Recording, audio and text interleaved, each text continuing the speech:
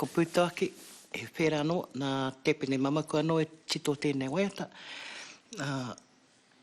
I te tau, wari te kauma iwa i Timati e te tahi kaupapa i roto i a Ngāti Awa, ara te whakaara i te waka o mātātua, me ngā kaihoi, te whakakau i ngā tāngata, hei kaihoi mō tā mātai waka. Nā ka tito hia tēnei waiata, hei waiata whakangahau, ai, engari he waiata, he kōrero ke roto, nā ko te kōrero e pāna ki tau mātai whakapapa, nā ko pūtaki te maunga, ko rangitai ki te awa.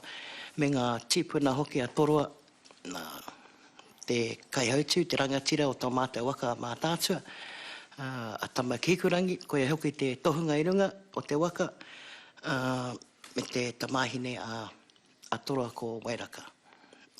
I ki te kouta e ngā wāhine e tino kaha nei ki te. Pakātu i taua whakatauki a Wairaka kia whakatāne au i a hau.